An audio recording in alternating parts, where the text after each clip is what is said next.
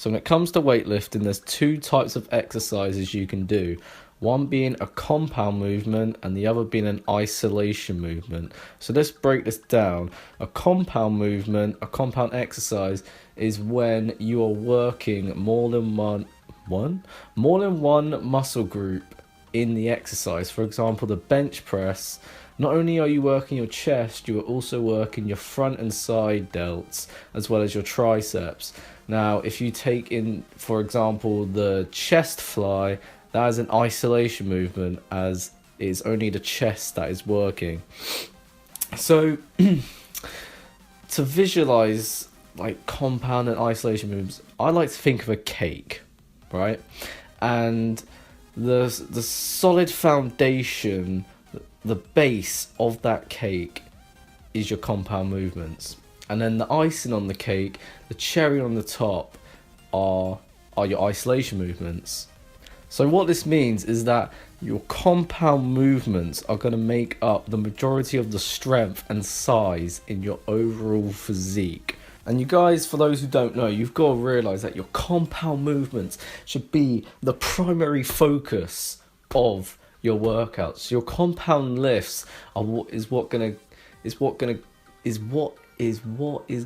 to give you that strength and size in your physique, not isolation movements.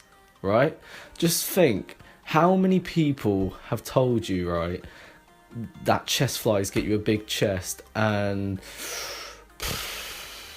front raises and side raises get you big shoulders? No, they'll tell you big chest, big bench press, big shoulders, big overhead press. You know, same goes for arms.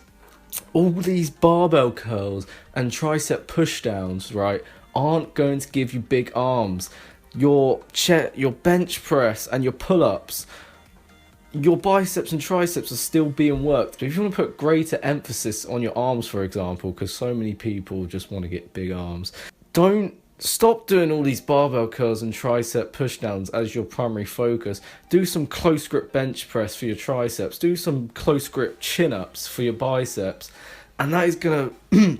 those muscles are going to have to deal with such a greater load, and then do some isolation movements. The only reason you should do isolation movements is just at the end of your workout to add a bit of volume, because admittedly, after doing some heavyweight compound lifts, your central nervous system is pretty taxed. So in order to give it a bit of a rest while still working out, that is when you do some isolation movements to add a bit of volume. Do not rely on isolation movements to get you big. Please, just don't. And now a lot of people are saying, oh, compound movements, there's so much effort, they require a lot of energy. Man, shut the fuck up. Alright? If you want... it's just frustrating.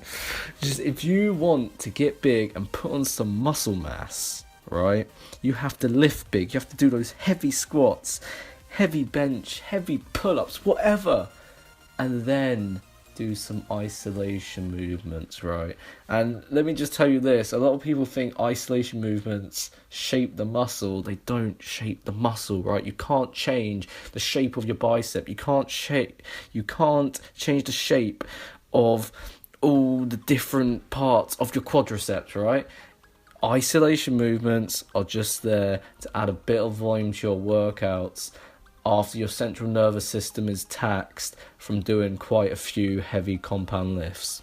So yes, like I said, compound movements are way more superior to isolation movements. Like I said with the cake example, obviously the solid foundation, the base of the cake is way more important than the icing on the cake. That's what I mean. The compound movements are way more important than the isolation movements. So I hope that helped. I hope that answered a question or two for those who are wondering which one is more superior, which one should they focus on, etc. Or if they were just curious whether compound movements or isolation movements were which one's more superior.